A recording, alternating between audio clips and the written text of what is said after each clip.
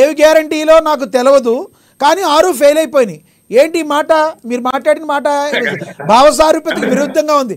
ఏంటో తెలియదు అంటున్నారు, ఫెయిల్ అయిపోయింది అంటున్నారంటే మీరు మనసులో ఒక పార్టీకి సపోర్ట్ చేస్తున్నారా? లేదు లేదు లేదు, అదే అదే అదే అందులోనే ఉంది మతలబు. అంటే 6 గ్యారెంటీలు ప్రజలు గుర్తు పెట్టుకుంటలేరు అన్నట్టు. అందులో కొన్ని ఉన్నాయి, బాగా కవర్ చేశారు సార్, బాగా కవర్ చేశారు. ఓకే, కవర్ చేయడం కాదు నిజం. ఎందుకంటే గుర్తునే చెప్తారు. అంటే నాకు ఇంకా దగ్గరకు వచ్చి చెప్తాను. రుణమాఫీ ఫెయిల్ అయిపోయింది, తర్వాత ఇది బస్ది అది ఫెయిల్ అయిపోయింది, ఆ 500 గ్యాస్ ఫెయిల్ అయిపోయింది. ఇంకా మిగతా ఏంటో మరి మీరు చెప్పాలి. 3 ప్రజలలో మాత్రం నిజంగా వీళ్ళ మీద ఒక విధమైన బీఆర్ఎస్ ఎట్లా చేసిందో వీళ్ళు కూడా అట్లా చేస్తున్నారు. ఒకటి. రెండో పాయింట్ వచ్చి నాకు అది కనబడట్లేదు సార్, కనబడట్లేదు. రెండో పాయింట్ వచ్చి రేవంత్ రెడ్డి గారు నిజంగా కూడా ప్రజాధనాన్ని దుర్వినియోగం చేస్తున్నారు అనేది ఒక ఆర్కారం. నేను మనం రోడ్డు మీద పోతుంటే ఆ పిల్లర్స్ దగ్గర వేసి పెట్టిన ఆయన ఏంటి పోస్టర్లు వేసి పెడుతున్నాడు, ఇక దీనికి ఎన్ని కోట్లు ఖర్చు పెట్టినా, దీనికి ఎన్ని కోట్లు ఖర్చు పెట్టినామని చెప్పేసి. మరి ఎవరికి చేరుతున్నాయి అవి? ఒట్టి పేపర్ మందమే, అడ్వర్టైజ్మెంట్ మందమే. సో ఆయన విపరీతమైన ఖర్చు అయితే పెడుతున్నాడు దానికి మాత్రం నేను ప్రత్యక్షంగా చెప్పగలుగుతా. నాకు పర్సనల్ గా తెలిసినాయి రుణమాఫీ, నాకు పర్సనల్ తెలుసు, రాలేదు చాలా మందికి. గ్యాస్ 500 వాళ్ళు ఏం చేస్తున్నారంటే ఓన్లీ 500 రూపాయలు మన బ్యాంకులు వేస్తారండి. ఇంతకుముందు ఇదే వేదిక మీద ఒకసారి చెప్పిన 500 కూడా 350 రూపాయలు పడుతున్నాయి వాళ్ళకి. అంటే ముందు మొత్తం పేమెంట్ చేసి కొనుక్కోవాలి.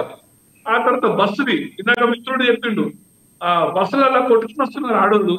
రెండోది పాపం ఆ కండక్టర్లే అసహించుకుంటున్నారు, ఆక్యుపెన్సీ మొత్తం వీలు అయిపోతున్నారు. ఒక్కొక్క బస్సు అయితే ఖాళీనే అవుతుంది, పోనీ మళ్ళీ మొగోళ్ళకు కూడా సీట్లు దొరుకుతలేవు. ఇవి 3. ఇంకా మిగతా 3 నాకు ఒకసారి మీరు గుర్తు చేస్తే బాగుంటది. అవి గుర్తుపెట్టుకునే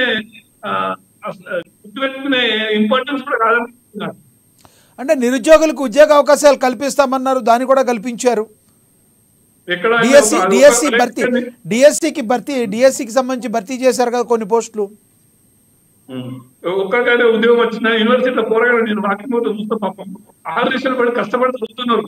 ఒక్కడికి ఇంకా ఎన్నో ఆశలు పెట్టుకుని చదువుతున్నారు. ఒక్కొక్కడికి 30 ఏళ్ళు దాటినాయి, పెళ్లి లేవు, పెటాకులు లేవు, ఉద్యోగం వస్తుందని చెప్పి ఆశ ఉంది.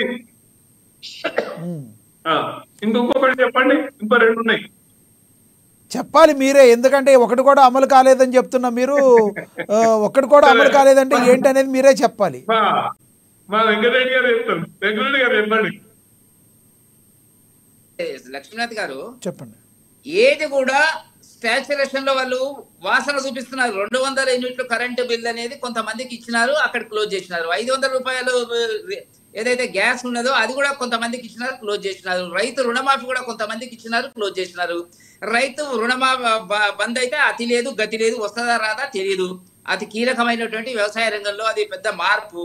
గతంలో గత 10 సంవత్సరాలుగా 8 సంవత్సరాలుగా ఉన్నటువంటిది.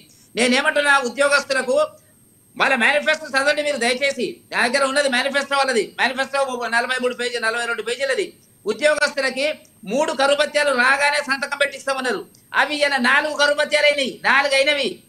ఇచ్చిన కరుభత్యం కూడా ఏం జరుగుతున్నటువంటిది, 17 వాయిదాలలో వచ్చేదే 2000 నెలకు, 1000-1500 వస్తుంది. 17 వాయిదాల్లో చెల్లిస్తున్నారు. ఒక జీతాలు మేము ఫస్ట్కి ఇస్తున్నామన్నారు, అది ఒక్కటే చెప్తున్నటువంటిది. రెండవది మీకు గుర్తుంచుకోవాల్సింది లక్ష్మీనాథ్ గారు, యాజ్ ఎ సీనియర్ జర్నలిస్ట్ గా మీకు ఒక విషయాన్ని నేను చెప్తాను. ఇప్పుడు రిటైర్ అవుతున్నటువంటి ఉద్యోగ